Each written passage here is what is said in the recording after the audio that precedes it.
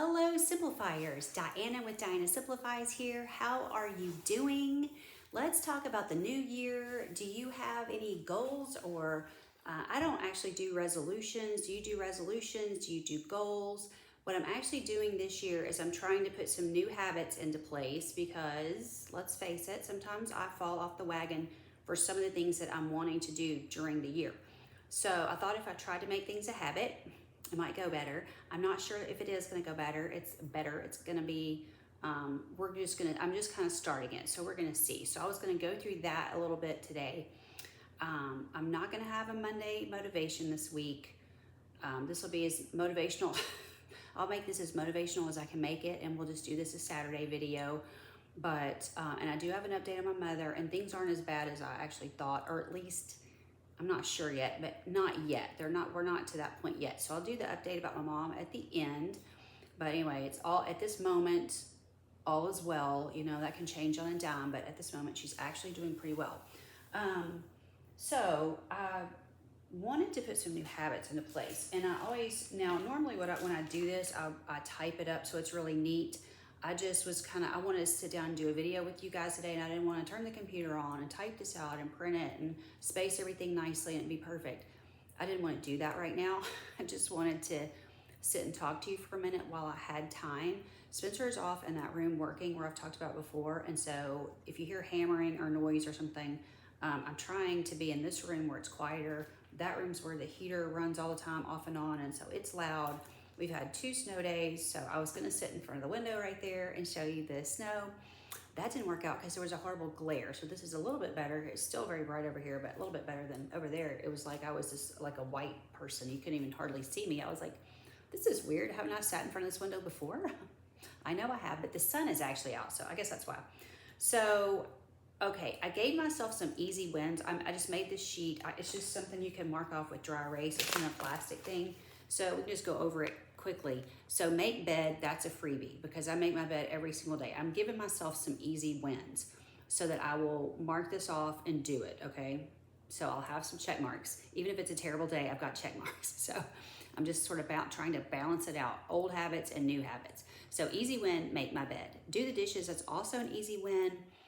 Unless I were to be sick, I generally will do my dishes in the morning. I'll have some dishes in the morning to do, and then I'll do them again later in the day. So I usually hand wash and then also load the dishwasher, one or the other or both, or run the dishwasher if it needs to be run. So any of that could include this. So if I only did it once a day, it gets checked off. If I do it 2 or 3 times a day, it just gets checked off the one time. Very easy. It's an easy one for me because I'm going to do it at some point, most likely. There are days when Spencer will do it if I'm just like completely tapped out. He'll just take care of all my dishes for me. He pretty much like just hand washes his own dishes. He's not the one piling up dishes. It's me.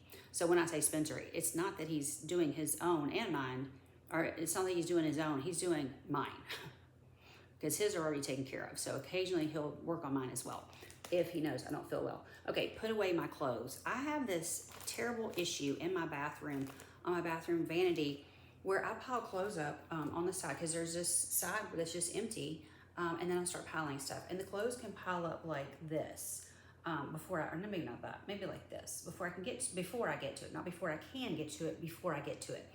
So a new daily habit is to look at that, clear that space. If there's nothing on that space, look at the cabinet under, because there's a cabinet under where I also tend to store clothes. So there might be this many piled up on top.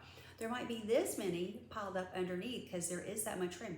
I have space under there, and what happens is where normal people would just leave an empty space, or I don't know if normal people would pile up something possibly, but with me, I shove my clothes under there instead of just dealing with the clothes, okay? So this whole area in my bathroom is a problem, and it's a continuing problem. And even though I've decluttered, one of the things the decluttering gurus will say is, if you get your house decluttered, you won't have this problem. Okay, I've decluttered my house. I have got that one messed up room, and my kitchen stays a little cluttery. I'm a little bit of a clutter person, but not terrible. Definitely not terrible. Pretty much the house is decluttered. I've got that one area that we've talked about that I'm going to work on. That's going to be this year. We're definitely doing it this year because I want to get everything out of that room that doesn't need to be in there, because we're going to have to move stuff back into the room that's being worked on. So at some point that room's going to get finished and we're going to move stuff back. And I don't want my spare room to be trashed anymore, and I don't want the newly finished room to be trashed either. So that stuff has got to be gone through. Finished. It's got to be, at this point it needs to be finished. Decide, are we keeping it? Are we getting rid of it? Where is it going if we're keeping it? So that's my big declutter for this year. Everything else is pretty well taken care of. It's not, is it perfect? I'm looking at a pile of stuff right in front of me. Is that perfect right there? No. Could I do better right there? Yes. But the point being, I still very easily pile stuff up, even though I have decluttered. I've decluttered a lot. I've taken off truckloads, like my truck, not like 18-wheeler loads, but my truck full of stuff, many, many, many times. And then I finally, that pared down, and I started taking stuff across the street to the food pantry. So, and I've taken boxes and boxes over there. It's not like I'm taking 3 things at a time. Sometimes I'm taking a lot still, okay?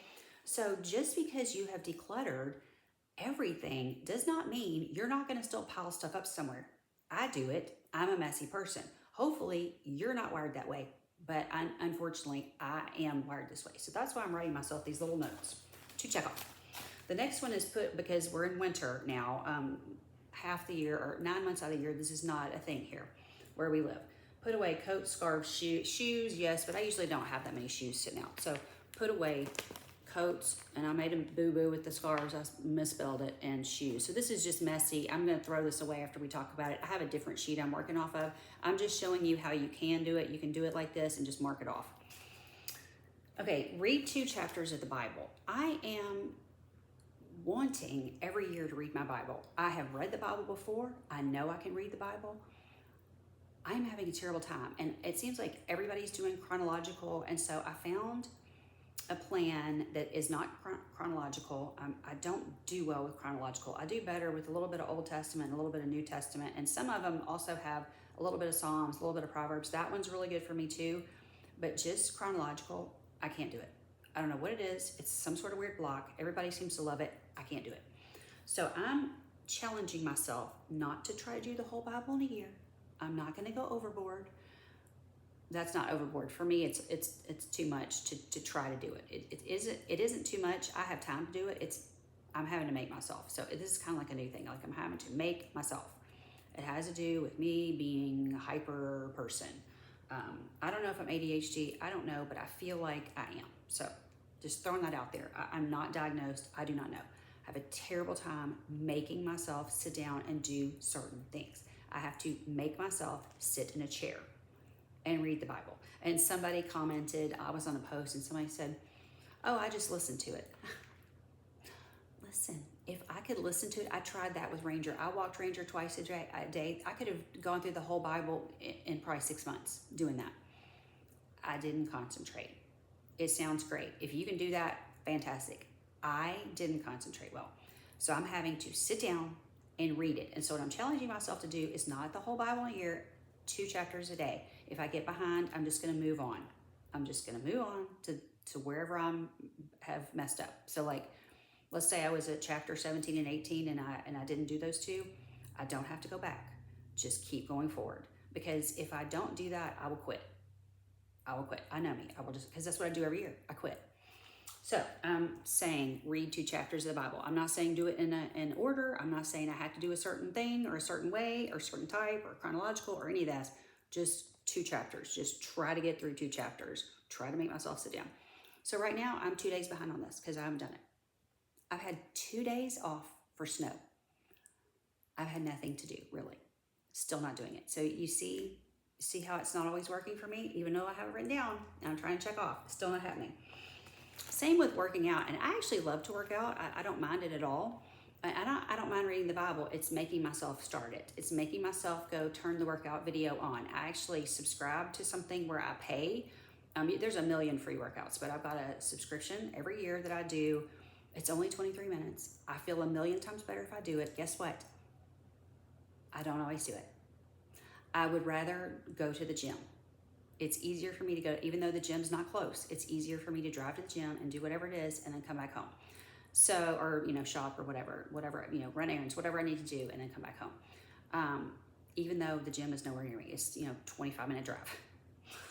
And then I think to myself sometimes, Diana, it's a 25-minute drive there. In 25 minutes, you'd be finished with this workout. Just go in there and push the button and do it. And sometimes I can get myself to do it that way. So I've put it on my new list, workout. Meal plan, I'm doing reverse meal planning. So reverse meal planning is you have, you don't even have to have tons of food in the house to do this. I'm not keeping nearly as much food as I used to, but I keep certain items that go with certain recipes. And then the one thing I would need to pick up, like there's one I just made lasagna yesterday. I needed, and you could use ricotta, but the recipe I have, it uses cottage cheese, which you could, if ricotta is your thing, then you would get ricotta. But either way, I don't necessarily have that on hand because sometimes I don't make it in the 3-month period and then it goes bad and then I'm wasting it. So I put on my list cottage cheese. Maybe I don't have the cheese that I need. I did actually have it in my freezer, but maybe I don't.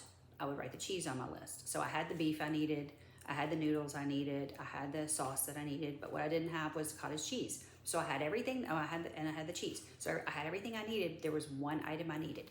That's how you reverse meal plan. There's another one that I do that's a chicken casserole. It's super easy. I don't love it, but it's a really easy thing to throw together. I have the chicken on hand. The sour cream is always what I need to get. So I picked up sour cream. That's the reverse meal planning part. I had all the other ingredients. It has a stuffing that you use. It's like a chicken and dressing casserole. So you've got the chicken, you need the chicken, you need the dressing or the stuffing.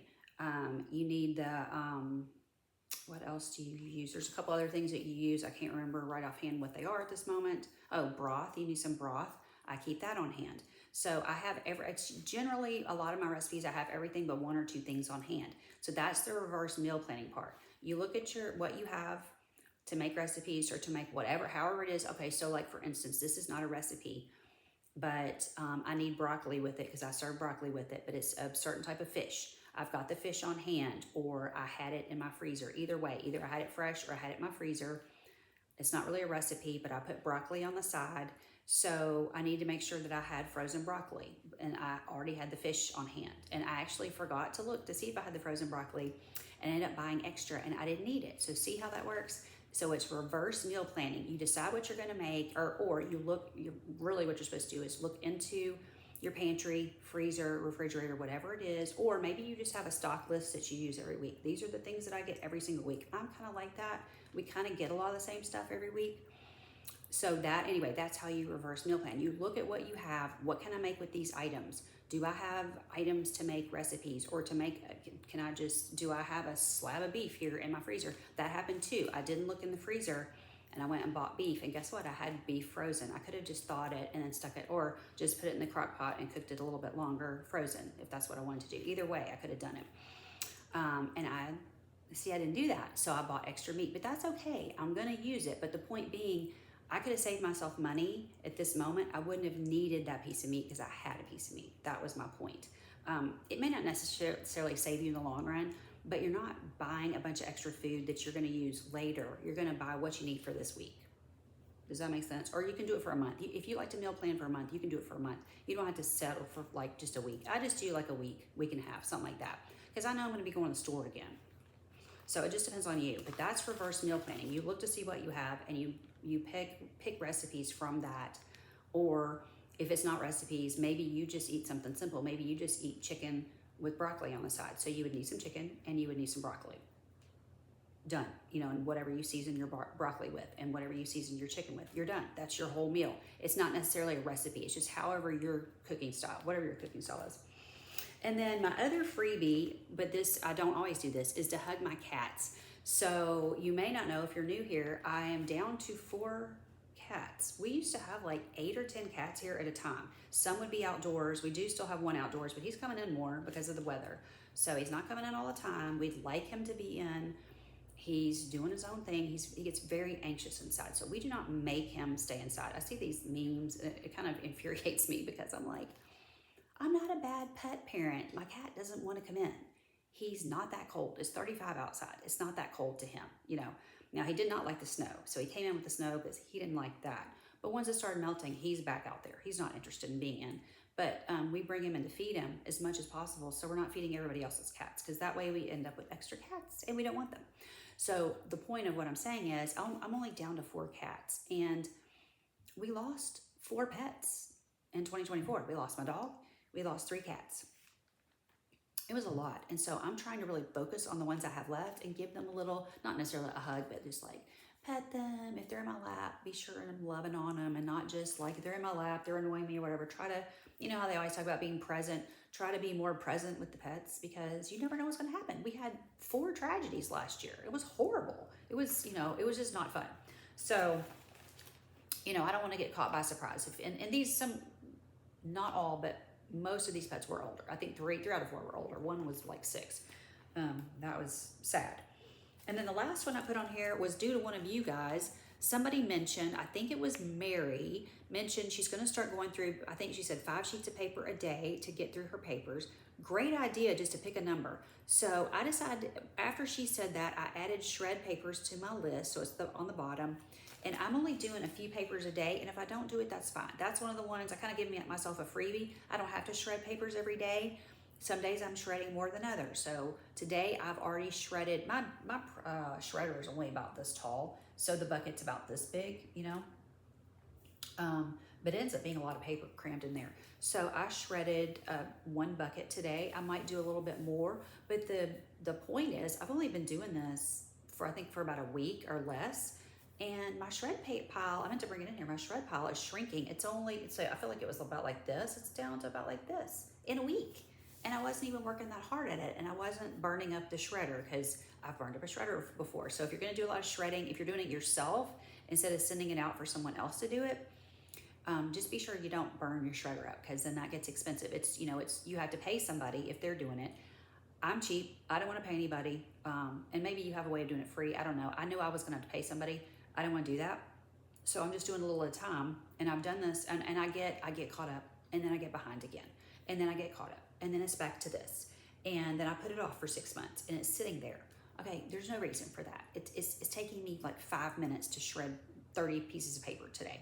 And that, it brought it down a little, not a lot, but a little. So anyway, that's what I'm working on right now. And like I said, that sheet's got freebies on it. I do my dishes pretty much every day, do something with dishes every day, whether it's just load everything in the dishwasher or whatever. I'm doing something with the dishes every day. I make my bed every day. It's very easy. We just pull everything up. We don't have anything fancy in there. We just pull everything up, straighten it up, and move on. It's all over the pillows, because the cat is right now laying on my pillow. So I'll just pull everything over my pillow, so her hair is not on my pillow. And then the hugging the cats, that's my other little freebie. Okay, so that's all I really want to talk about as far as kind of like goals, or if you're doing goals or resolutions, or are you doing a word? I do not do a word. If you're doing a word, please put that in the comments. I'd love to know what you're doing. So goals, resolutions, a word, or I'm doing habits is what I'm choosing to call it. It could be goals or habits. I don't. Goal, I feel like, is way out here somewhere. These habits, I'm trying to do these every single day. If I don't get to it every day, then every other day. I'm trying to make myself do some of these things to get these things done. All right, so update on my mom. I feel like the rehab should have sent her to the hospital about 3 days earlier than they did. I feel like we're always behind. Like whatever's happening with her, I feel like it's always behind. And if you'll remember, I was very upset because the doctor at the rehab, not a doctor at the hospital, but the doctor at the rehab, and I'm sure she's a fine person, she was saying that mom would need dialysis, and that has not been the case so far. I don't know. It could change tomorrow. It could change today. I don't know. So far, what they're having to do, they had to put her on a catheter. She's going to have to stay on a catheter, and I don't think that's actually going to bother her because she has so much trouble walking, and so trying to get to the bathroom is difficult for her. She's 90, she's on a walker. It's a struggle for her just to get from her chair to the bathroom, even though it's not that far. This is one of the things that I'm really pushing myself to work out more. My family's never been into working out, and I'm not saying working out would have helped her because I have no idea. She was very physical, she was very physically strong. I worked in her garden with her plants. So she was very physically strong before, everything sort of went downhill. So I'm not even saying working out would have helped her, but I know it's going to help me just as far as I need to stay fit just for myself, even if it doesn't help me when I'm 90 or 80 or 70, it's going to help me today. So that's one reason I've really been focusing the last 2 or 3 years. I'm really trying to focus in on that for myself. It's for me. All of it's for me. So anyway, So she's been in the hospital basically a week. She went back was it last Monday? Last Sunday. I think she went Sunday night, and now we're back. Today's Saturday, so we're back. It's almost a week. They've barely gotten her up. I do not understand the PT system. Usually they're in there bugging her to get up. They didn't come till yesterday, which was Friday, and she got there, I think it was Sunday night. Pretty sure it was Sunday night. So I would think on Monday while and so I told my sister, I was like, I don't know if they're giving up on her or what. Like, why aren't they bringing PT in? So Dawn was up there one day and she talked to the nurse and she said, we want to find out what is going on with PT because they've not been here. And Mother's more with it than usual. I don't know what's going on. There's a memory issue, but she's much more with it. She's able to use the phone better. And sometimes she was using it some, but then she kind of quit calling she wasn't calling my dad, she wasn't calling anybody. But today she called me. She called me yesterday by accident, I think, and called me today by accident. But I had called her yesterday, and then when she called, that was good because I want to talk to her. But anyway, she's making sense. She hasn't, the only thing I have personally heard her say that didn't make sense was one day she said something about, like, right now, like, I am at the rehab. And I was like, no, Mother, you're at the hospital. Now, I will say the hospital owns the rehab that she was at, and they kind of look similar. So I can kind of see, it kind of looks like a hospital room. It doesn't look exactly like the room she was in, and it's opposite. But being at a hospital is confusing, and there is some general confusion because she's sick, right? So I didn't harp on that or hop on it or worry about it too much because that was minor compared to some of the other stuff she'd been doing. So that to me was like not a big deal, not a deal breaker. And then my sister thought that she was confused about what rehab she's going to. She's unfortunately, I actually think this is a good thing. She's not going to be able to go back to the rehab that I've been so worried about her getting into because she wanted to go to it. I actually had a different one I wanted her going to. So we're trying, pray and cross our fingers and toes and anything else you need to cross. We're praying that she gets into this other rehab. It is not as strenuous. So she was at a 3-hour-a-day rehab, which doesn't sound that bad, but if you're 90 and sick, it's too much. And I'd already talked to her about, are you sure you want to go back there? I just feel like it's too much. And she sort of seemed to be ignoring me. Well, then the woman from the rehab visited and she was like, it's really too much for you. I've talked to the doctors. We feel like it's too much. And she didn't argue with the lady, and she was like, okay. And I don't think she cried or anything. She didn't cry with me about it. But then yesterday, my sister got the idea that she thought she was going to the other rehab. But I feel like if she says rehab, I don't know for sure which one, the one she's going to go to is called transitional, which is different than the other one. But if she just says rehab, how do you know which rehab she's talking about? So I'm not sure why my sister thought she was confused. But when I talked to her, I didn't feel like she was confused about anything at all. And so I'm not saying she wasn't. I'm just saying I was never sure why my sister thought she was confused. I didn't continue to ask her questions because we were talking about other stuff. So it's like, whatever. If she's a little confused about the rehab, I ain't worried about it. She'll figure it out when she gets there. You know what I'm saying? We'll figure it out. But I haven't heard her sound confused about it at all. She agreed with the woman, and when the social worker came in, I was there, and she had me sign the paper, and she was fine with it, and she understood it was a different rehab. So all I can say was that that day she understood it was a different rehab. So I'm not worried about it because I feel like it'll be less stressful for her because, they're getting her up and making her go do stuff that she doesn't really feel like doing. So if we can just get her doing half of it, fine. You know what? That's fine. If it takes a little longer, unfortunate, but this has been taking forever anyway because she's been sick the whole time. So she doesn't feel like doing it, and then she refuses it, and then it's not getting done anyway. So I feel like with this, even if she feels bad, she surely can do an hour. I think it's about an hour and a half. Surely she can do an hour and a half, even if she feels terrible. And one of the things they were doing, the lady was like, oh, no big deal. If she's weak, they'll only do 10 minutes at a time. That's bull. I don't know why she told me that, and I don't know why I believed her. That is not a thing. So when the day they assessed my mom, they worked with her for 3 hours straight. I am not kidding. A 90-year-old who just came out of the hospital, who did not feel well when she left the hospital, worked with her for 3 hours straight. Why? Why would you do that? You've got other people here. Can you maybe work with them for an hour and then come back? It blows my mind. So while I like that facility and she's done well there before, it's just not working for her now. And I mean, I think about at this age, if I had the flu, let's say I was down with the flu for a week, and then somebody's making me get up and work for 3 hours when I'm still like, I've had it for a week, I'm still struggling, I'm still not feeling great, I'm still wiped out. I'm not going to want to go do rehab for 3 hours. You know what I'm saying? I'm not going to want to do arm stuff and walk on a walker, drag myself around on a walker when I can barely walk. You see what I'm saying? So I think if we kind of put ourselves into the position of, okay, I've been really sick. I've been down she's been down for weeks, but let's just say I've been down for a week with the flu at my age. Am I going to want to go work out at the rehab for 3 hours? No. So she didn't seem upset. Now, I don't know, I didn't happen to be there when my mom was talking to the lady that she called me, the lady called me later. My mom called me later and the lady called me later. And my mom did not seem upset when I talked to her. And maybe she was upset when the lady talked to her, but she didn't seem to be. So I never saw her upset. So I think she's okay with it. So I'm not going to worry about it. I'm happy that she's going there. I just want her to be able to walk. And the irritating thing was, even as bad as she felt, the nurse, the last day we were there, which was the day they took her to the ER, which she felt terrible that day, the nurse said to me, I saw her walking today on the walker. So she was up walking that freaking day. Then they send her back to the hospital. She lays there another week. Then guess what? She can't freaking walk. So yesterday, which was Friday, they finally got somebody in there to get her up and they wanted to assess her. I'm like, really? Where were you like on freaking Tuesday or even freaking Wednesday? It makes me furious, like if you had come in here on Wednesday and gotten her up because by Wednesday she was feeling much better. Really, by the time I saw her Monday, she was feeling better. They just need to get some of that fluid off. That was what a lot of it was. I was like, if you would just come in here on Monday, Tuesday, or Wednesday, why do you wait till Friday? So when she comes, she's like, well, I really want to assess you. Can you walk? And my mother's like, no.